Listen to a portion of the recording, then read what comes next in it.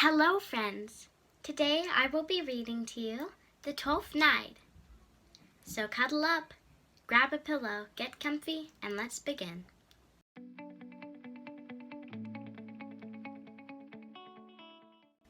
Twelfth Night, a Shakespeare story, retold by Andrew Matthews, illustrated by Tony Ross.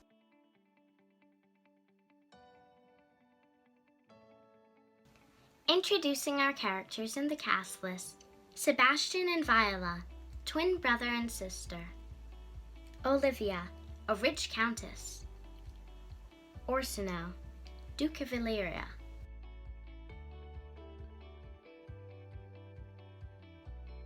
Malvolio, steward to Olivia. Sir Toby Belch, uncle to Olivia. Sir Andrew Aquacheek, friend to Sir Toby. A sailor. The scene, coastal Illyria, 15th century.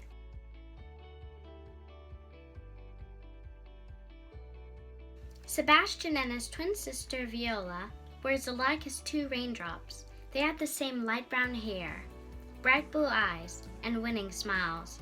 Sometimes, when they were children, Viola used to borrow Sebastian's clothes and pretend to be him, which confused everybody.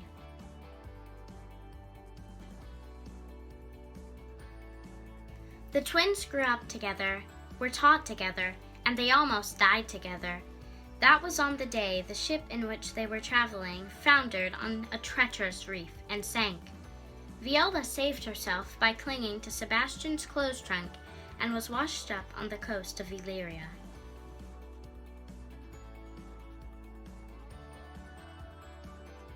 As she was a practical, quick-thinking person, Viola decided she would be safer if she disguised herself as a young man, so she tied up her hair, dressed in clothes that she took from her brother's trunk, and called herself Cesario.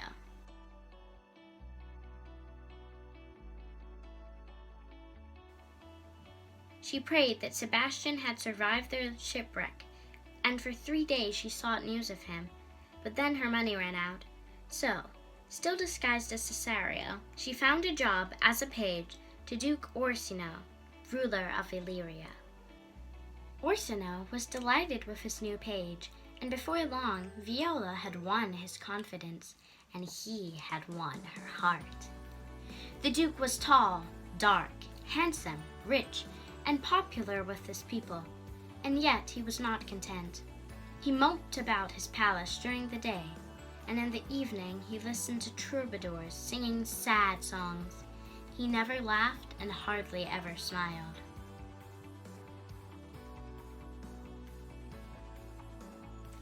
Like many young women before her, Viola found herself falling in love with Orsino, and it was painful to keep her feelings a secret.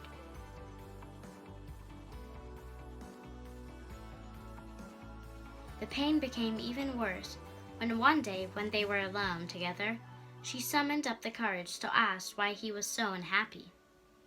"Because I am suffering from the worst sickness in the world, love," Orsino replied.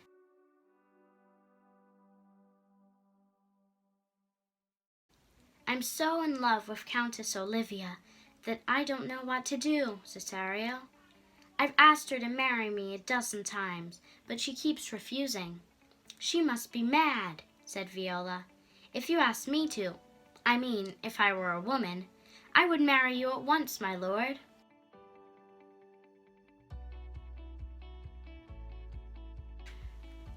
Orsino sighed. Then suddenly he had an idea that seemed so brilliant that for a moment he looked almost happy.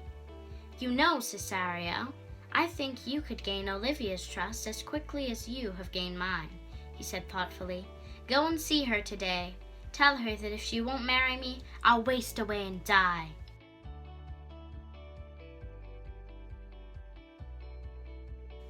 "Me, my lord?" gulped Viola.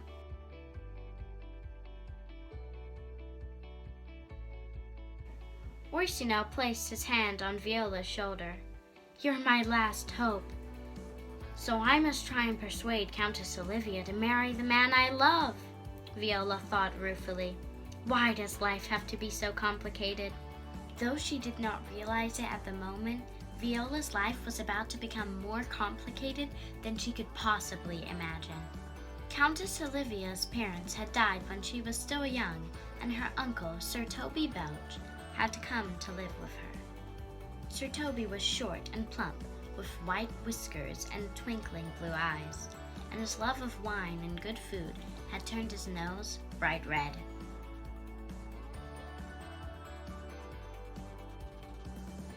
His closest friend was Sir Andrew Aquacheek, a man with a face as long and wrinkled as a bloodhound's.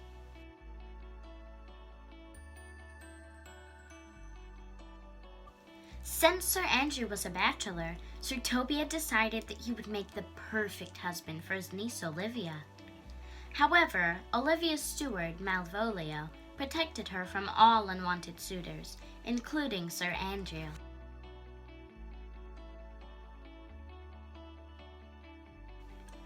On the day that Orsino sent Viola to plead with Olivia, Sir Toby and Sir Andrew were plotting together in the library of Olivia's house.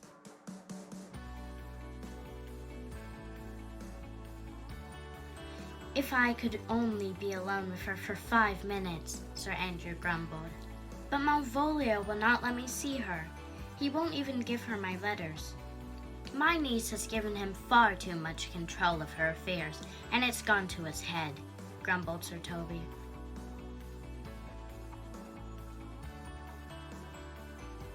"Why, the other evening, the scoundrel actually had the impudence to tell me that I drink too much." "The villain," said Sir Andrew.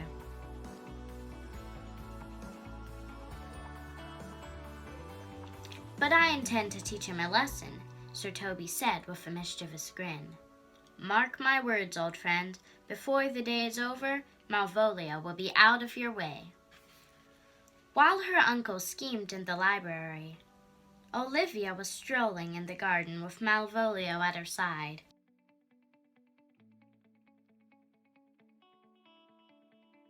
With his skinny body and black clothes, Malvolio resembled a bony shadow.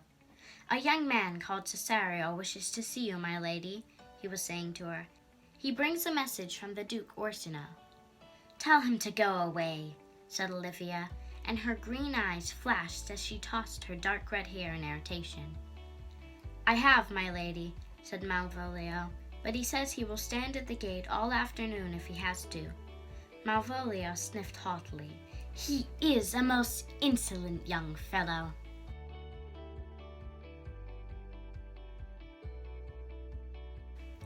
"Oh, let me see him then," Olivia said wearily. "Perhaps when he hears my reply, Orsino will finally abandon all hope of marrying me." When Viola entered the garden, Olivia pretended to be interested in the blossoms on a rose bush and gave Orsino's new messenger no more than a glance.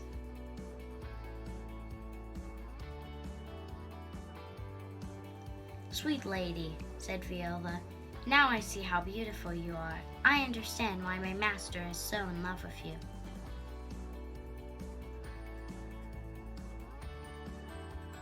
Olivia, who hated flattery of any kind, snorted scornfully. "Beautiful?" she said. "I have 2 eyes, a nose, and a mouth like everybody else, if that's what you mean."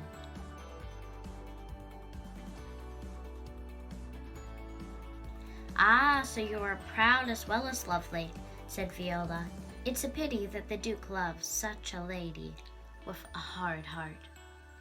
"Orsino doesn't really love me," Olivia declared.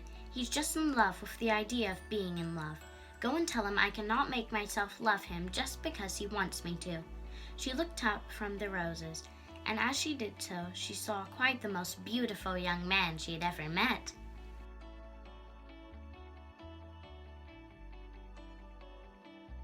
Her head swam giddily and her heart began to pound. "Tell Orsino that I will never marry him," she said breathlessly. And then, "Come back to see me at once, Cesario." "Why?" asked Viola. To tell me how he responds to my answer," Olivia said with a blush. Viola bowed and turned to go.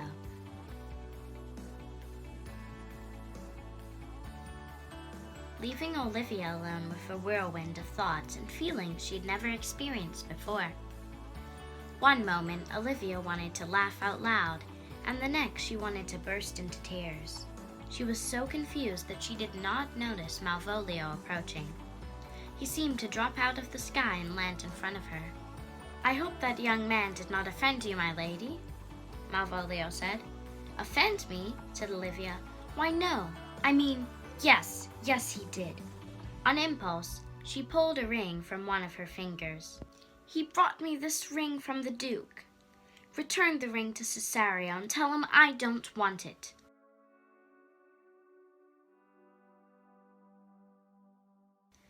"Of course, my lady," Malvolio said smoothly. "Where is the fellow?" "Gone," said Olivia.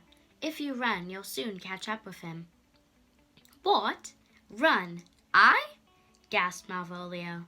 Then he bowed politely as he saw the angry green fire in Olivia's eyes. "I'll go at once," he said.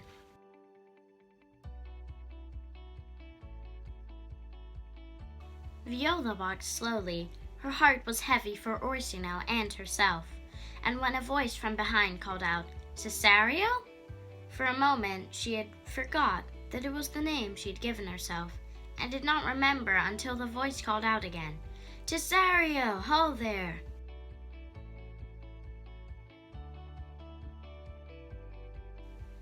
Viola turned and saw Malvolio running toward her, his elbows sticking out and his knobbly knees pumping up and down. This was surprise enough, but Viola was completely astonished when Malvolio offered her a ring. "You brought my lady this," he panted. "Now she wants you to take it back." "I didn't give her a ring," said Viola. Malvolio peevishly stamped his foot and threw the ring to the ground.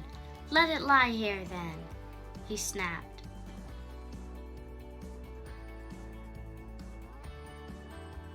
"I have better things to do than argue with the likes of you." He turned on his heel and marched angrily away. Viola stooped and, picking up the ring, saw on it a design of two hands holding a heart.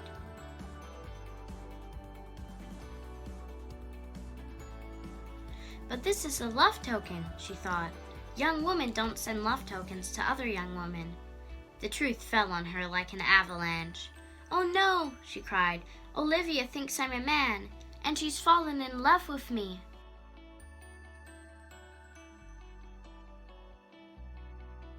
Orsino was alone when Viola found him. He was singing a song about doomed lovers, and no matter how brightly the sun shone, somewhere the rain was sure to be pouring down like tears.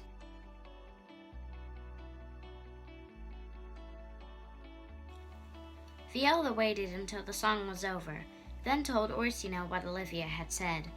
Orsino closed his eyes. "Ah," he groaned tragically. "If you knew what agony love can be, Cesario."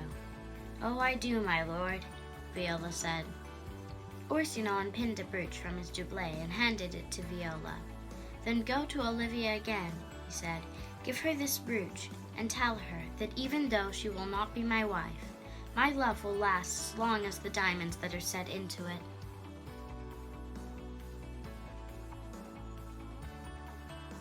Meanwhile, Malvolio had returned to the garden.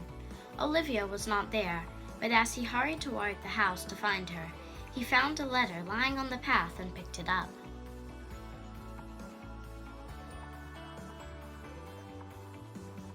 "Why, this is my lady's handwriting," Malvolio murmured. "Since I am her steward, and her business is my business, it is my duty to read it." He was so interested in the letter that he failed to see Sir Toby and Sir Andrew hidden in a bank of laurel bushes nearby.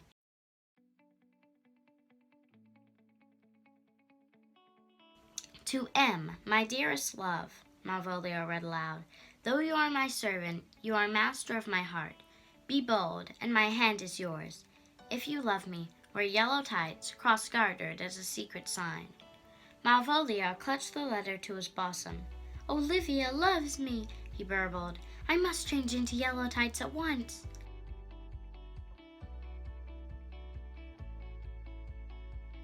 As soon as Malvolio was out of sight, the laurel bushes began to shake with laughter. "I knew it would work. Sir Toby told Sir Andrew. I can imitate my niece's handwriting well enough to deceive anybody. Now all we have to do is— Hush, said Sir Andrew. Someone is coming.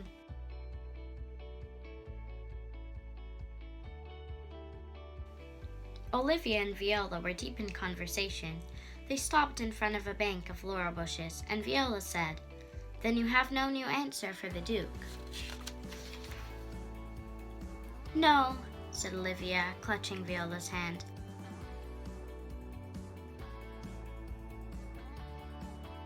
But there are answers I would give to you, Cesario, if you would only ask me the questions. Viola gently took her hand away. My lady, I am not all that I seem to be, she said tactfully. But I love you, exclaimed Olivia. I loved you from the first moment I set eyes on you. You might as well love a dream, Viola said. You must forget me, my lady.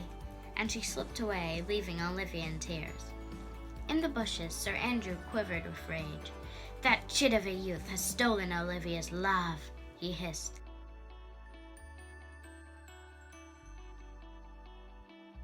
After him, urged Sir Toby. Challenge him to a duel. That should see him off. A duel, said Sir Andrew, alarmed. He won't dare fight you, said Sir Toby. That Cesario's nothing but a puny milksop.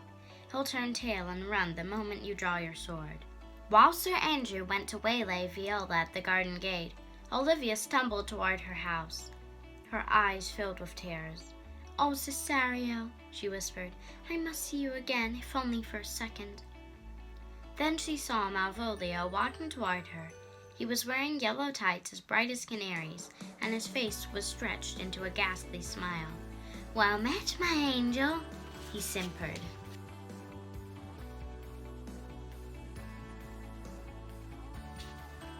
Malvolio, said Olivia, are you feeling quite well? Never better, my sweetness. Malvolio purred, stretching out his leg. Have you noticed my yellow tights and cross garters? I could hardly miss them, Olivia replied. I think the heat has made you feverish. Wouldn't you like to lie down?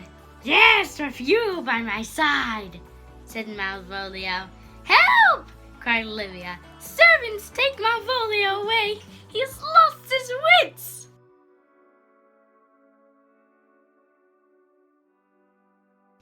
Meanwhile, Viola, relieved to be going back to her master, the Duke, suddenly found herself face to face with a furious Sir Andrew Aquacheek. Draw your sword, vile scoundrel, snarled Sir Andrew. My sword? Viola quailed. But why? So I can fight you, Sir Andrew said. Or are you a coward as well as a villain? Reluctantly, Viola reached for her sword with a trembling hand.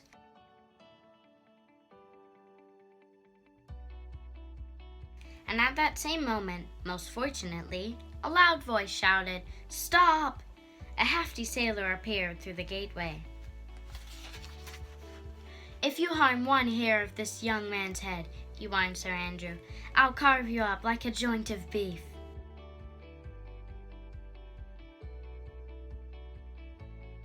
Oh, said Sir Andrew, pale with fear. Oh, well, in that case, I think I'd better. And he ran away at an impressive speed.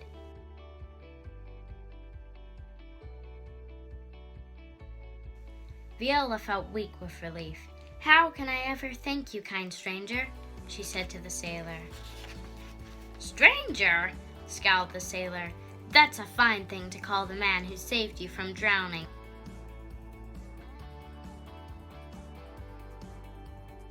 And helped you to try to find your lost sister. I've been waiting for you at the inn down the road for the last 2 days, Sebastian. Sebastian, gasped Viola. Then my brother is alive and well. Sebastian was alive and well, but totally bewildered. On his way to meet the sailor who had saved him, he happened to pass a fine house out of which rushed a beautiful red-haired young woman. I knew you would come back, Cesario, she said, flinging her arms around him. We cannot live without each other.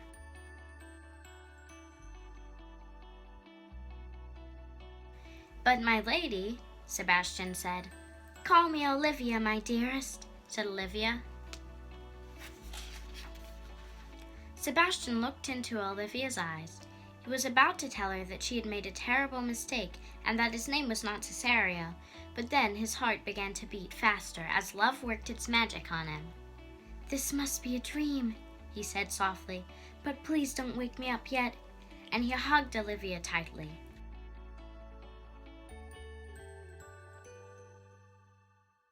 The two of them were still embracing when Viola and the sailor discovered them. Sebastian recognized his sister and ran to her with a joyous shout.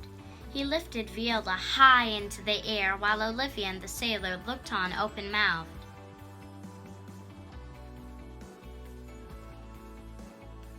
"Are there two of him?" whispered Olivia. "I don't understand."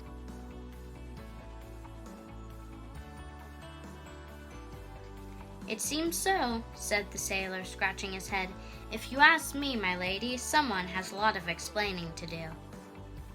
Duke Orsino waited 2 anxious hours for Cesario to return, and at last he lost his patience. He called for his fastest horse and galloped to Olivia's house.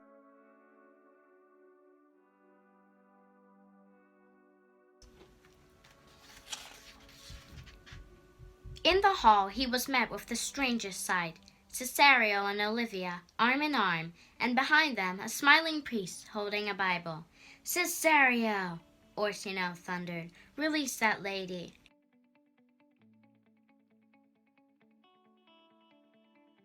"This is not Cesario, my lord," Olivia beamed. "This is Sebastian, who will soon be my husband. If you seek the one called Cesario, look behind you."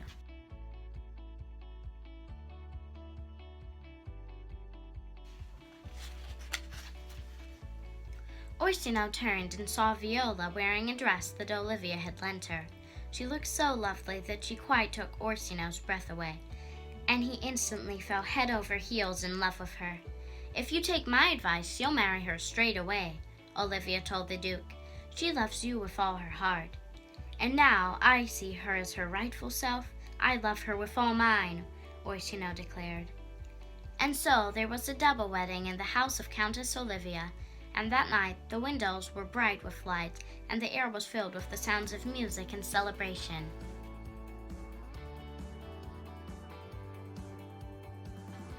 The laughter and singing rang through the house and reached the ears of Malvolio, who had been locked in the cellar. He pressed his face against the bars of the window and called out, "Hello! Hello! Let me out! Someone! I am not mad! I truly am not!" But nobody heard him. Not that night.